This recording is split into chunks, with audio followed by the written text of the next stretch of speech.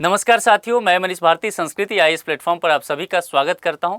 साथियों, जैसा कि हम जानते हैं कि हमारे संविधान में संशोधन करके प्रस्तावना में दो शब्द बाद में जोड़ा गया, एक समाजवादी और एक धर्मनिरपेक्ष।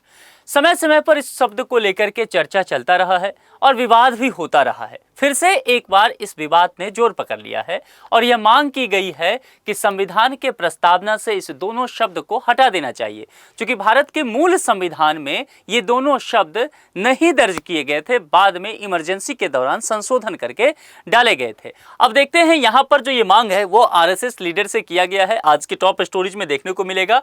अब देश भर में इस मुद्दे को लेकर के क्रिया प्रतिक्रिया जो है वो आना शुरू हो गया है कि इसके क्या क्या जो है वो चीजें हो सकता है। अब देखिए, सबसे पहले जो हुआ क्या है कि राष्ट्रीय स्वयंसेवक संघ आरएसएस के जो महासचिव हैं दत्तात्रेय होसबोले, उन्होंने इस बात को लेकर के मांग किया है कि 50 साल पहले, क्योंकि आप जानते हैं कि हम लोग जो है इमरजेंसी जब लगा था उसके 50वें साल में हैं, तो 50 साल पहले इंदिरा गांधी की सरकार द्वारा इमरजेंसी लगाई गई थी और उसके बाद जो है प्रस्तावना में विभिन्न तरह के संशोधन किए गए। वैसे समझे तो पूरे संविधान में ही संशोधन किया गया था। 42वां संशोधन आप जानते हैं लाया गया था और 42वां संशोधन को हम लोग मिनी कॉन्स्टिट्यूशन कहते हैं, लघु संविधान। यानी कि इतने सारे बदलाव किए गए थे संविधान में कि ऐसा लगने लग गया था कि एक नया संविधान जो है हमारे पास तैयार हो गया है।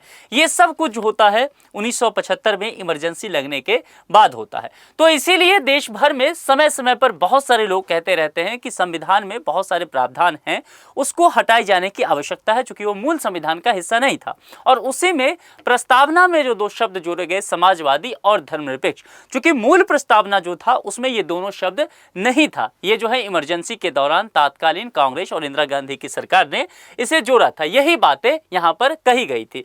कब और क्यों लगी इमरजेंसी हम सभी जानते हैं कि 25 जून 1975 को तात्कालीन प्रधानमंत्री इंदिरा गांधी ने पूरे देश में आंतरिक अशांति बताते हुए इमरजेंसी लगा दिया था। अब जानते हैं इसके पीछे का वजह क्या था कि इलाहाबाद हाईकोर्ट का एक फैसला आया था जिसमें उनकी लोकसभा सीट जो है वह रद्द कर दिया गया था।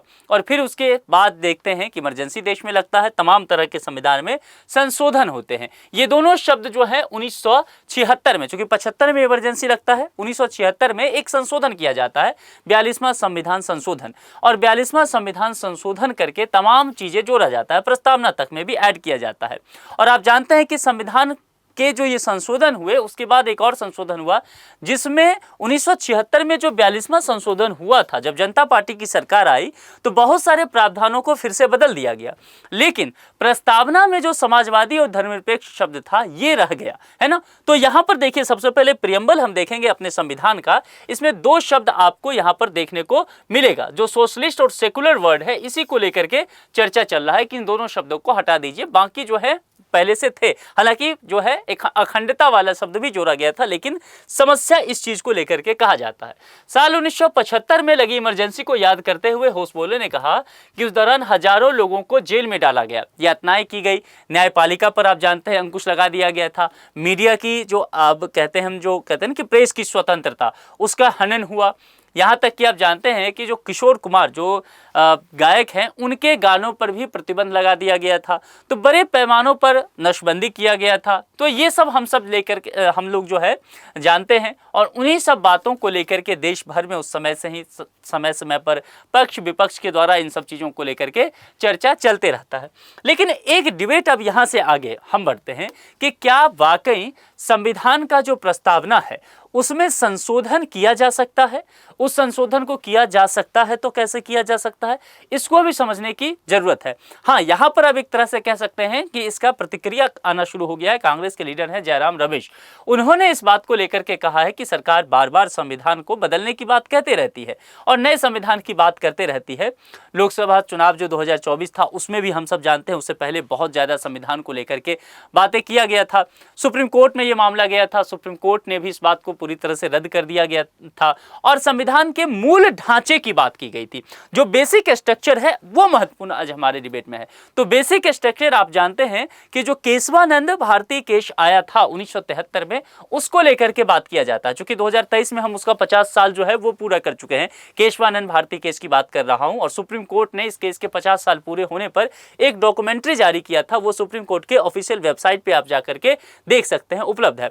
क्योंकि ये केस इतना महत्वपूर्ण है इस देश के लिए, और कहा जाता है, बहुत सारे संविधान के जानकार कहते हैं, यदि केशवानंद वाद नहीं होता इस देश में तो निश्चित तौर पर भारत के संविधान को बहुत बड़े स्तर पर जो है वह क्षति पहुंच सकता था, उसमें बहुत परिवर्तन किए जा सकते थे।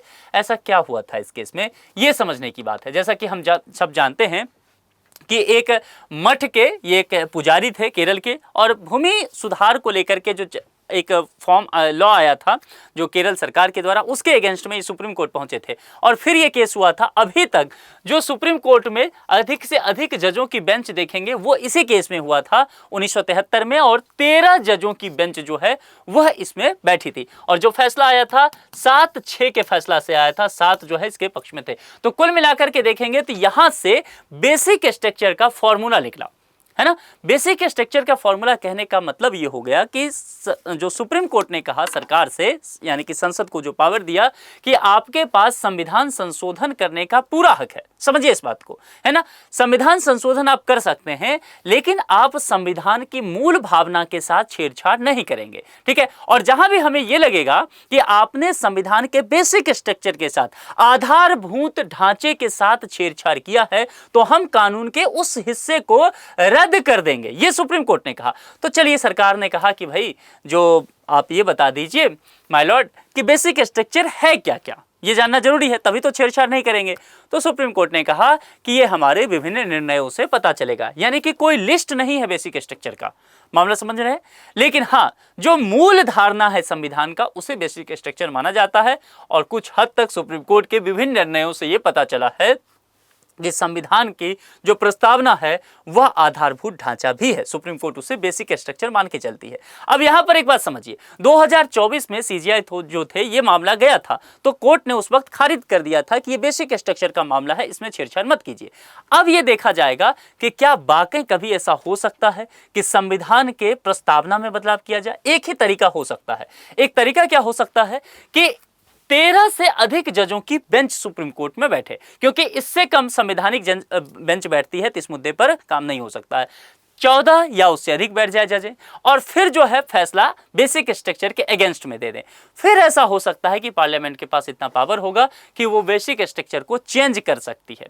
लेकिन फिर भी यह समझना है कि क्या वो फिर आगे चल के सुप्रीम कोर्ट में जाकर के चैलेंज नहीं होगा, क्योंकि जुडिशियल रिव्यू का पावर जो है सुप्रीम कोर्ट के पास है। तो जो बातें यहाँ पर कहा जा रहा है ना कि प्रस्तावना में आप 2 शब्द बदल दीजिए, समाजवादी और धर्मनिरपेक्ष, ये इतना आसान नहीं है इसे हटा पाना, क्योंकि वह बेसिक स्ट्रक्चर का हिस्सा है, और सरकार चाह करके भी उसमें संशोधन नहीं करना चाहेगी। यदि करती है तो निश्चित तौर पर सुप्रीम कोर्ट उस मामले को रद्द करते हुए नजर आएगी, इस केस का हवाला देते हुए। तो ये रहा यहाँ पर सारी डिबेट। अब आप लोग जो है कमेंट करके ये मुझे जरूर बताइए कि आप क्या सोचते हैं, क्या संविधान के प्रस्तावना में समाजवाद और धर्मनिरपेक्ष जैसे शब्द रहने चाहिए या हटा देने चाहिए। आपके विचार कमेंट बॉक्स में स्वागत योग्य हैं। आज के लिए इतना ही, अपना बेहद ख्याल रखिए। Thank you so much.